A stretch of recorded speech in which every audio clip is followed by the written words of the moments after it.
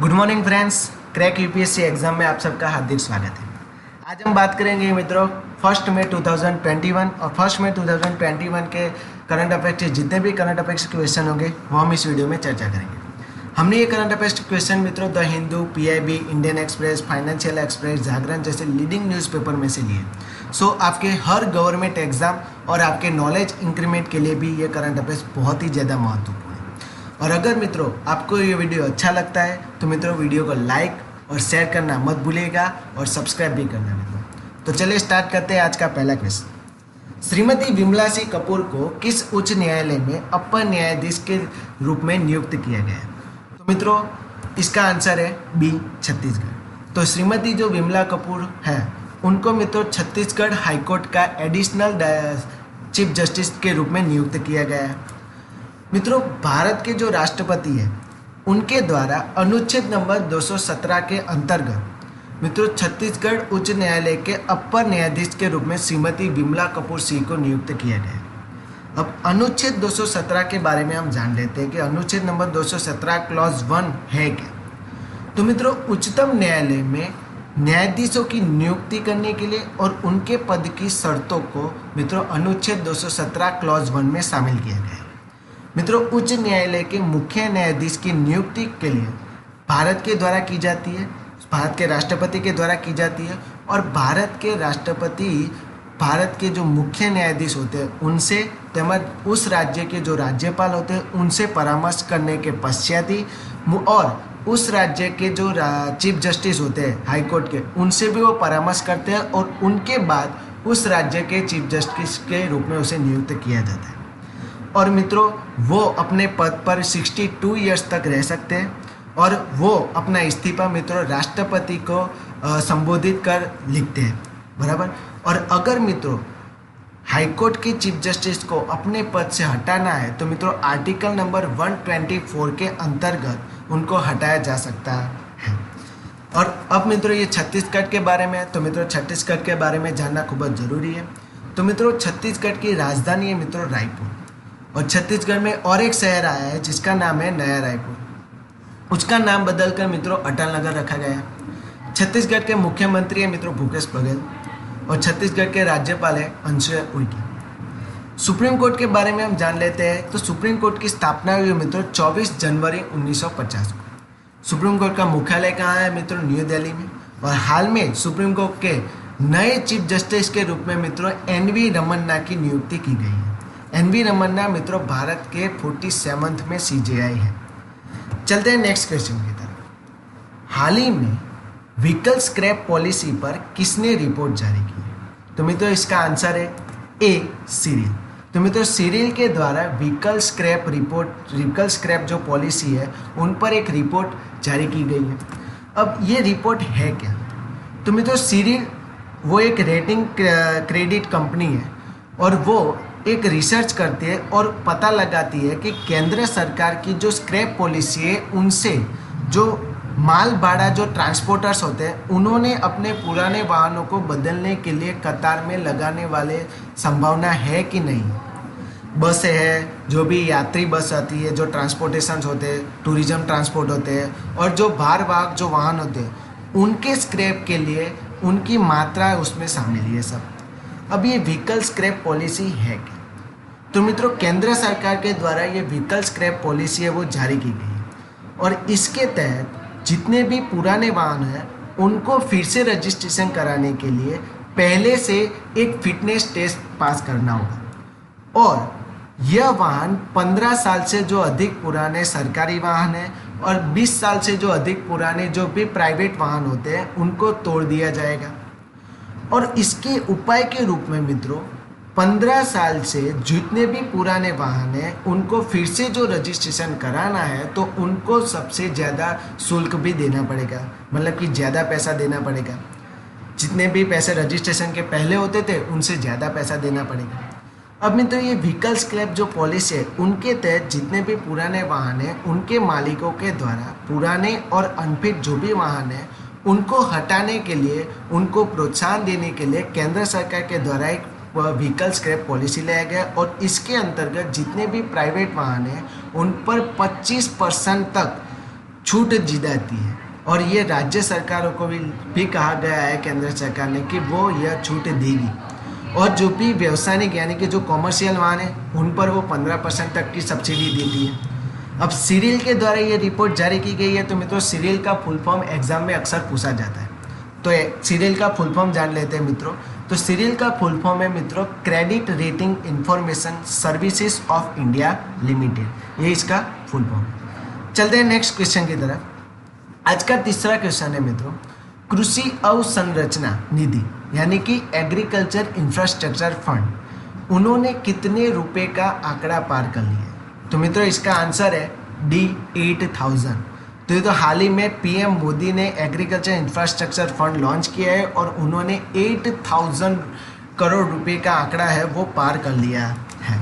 अब मित्रों अब ये निधि है क्या, मतलब कि कृषि अवसंरचना निधि है क्या एक्चुअल में?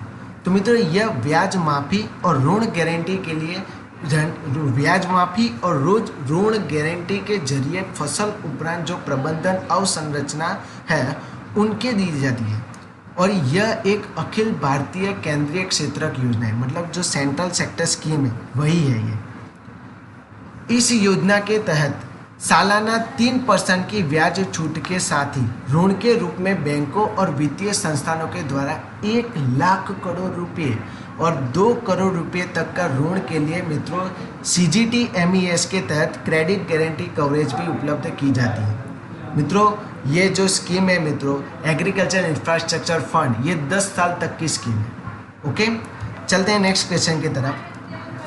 भारत का पहला अंतरिक्ष कम्युनिटी सेंटर जो डेटा कलेक्शन है उनके लिए बनाया गया है, तो उसका नाम क्या है? तो मित्रों इसका नाम है मित्रों आदित्य L1 सपोर्ट सेल। ये भारत का पहला अंतरिक्ष कम्युनिटी सर्विस सेंटर है जो एक डेटा सेंटर है, बराबर। अब इसके बारे में हम जान लेते हैं थोड़ी डिटेल्स। मित्रों इसरो और ARIIS मतलब कि Aryabhatta research institute of observation science ने मिलकर यह बनाया है सेंटर और इस सेंटर का उपयोग अतिथि पर्यवेक्षकों यानी कि जो भी गेस्ट ऑब्जर्वेशन होते हैं उनके द्वारा वैज्ञानिक आंकड़ों के विश्लेषण करने के लिए ये दिया जाता है। अब आदित्य L1 मिशन के बारे में हम बात करें तो ये भारत का पहला सौर मिशन है और यह मिशन मित्रों जितने भी ध्रुवीय उपग्रह होते हैं उनके प्रशिक्षण यानी कि PSLV के द्वारा एक्सेल कॉन्फ़िगरेशन में लॉन्च किया जाएगा और ये 7 पेडल ये इसमें भेजे जाएंगे। और मित्रों आदित्य L1 जो मिशन है उनका उद्देश्य यही है कि सूर्य के जो कोरोना है, सौर्य उत्सर्जन है, सौर्य जो हवाएं होती है उनके जो लपटें होती है, कोरोना से जो होने वाले द्रव्य हानिकारक द्रव्य होते हैं उन सब का अध्ययन करने के लिए यह है और यह 24 घंटे सूर्य की तस्वीर लेने का भी कार्य करेगी। मित्रों सूर्य के बारे में सबसे अधिक जानकारी प्राप्त करने हेतु ही मित्रों भारत के द्वारा आदित्य L1 मिशन जो है वो भेजा जाएगा। ओके, तो इसरो के बारे में बात कर लेते हैं मित्रों। इसरो का फुल फॉर्म है Indian space research organisation. ISRO की स्थापना कब हुई मित्रों? 1969 में मित्रों इसरो की स्थापना हुई है। हेडक्वार्टर कहाँ पे मित्रों इसरो का? तो इसरो का हेडक्वार्टर है बेंगलुरु में और हाल में इसरो के चेयरपर्सन कौन है? तो हाल में के सिवन जी इसरो के चेयरपर्सन हैं।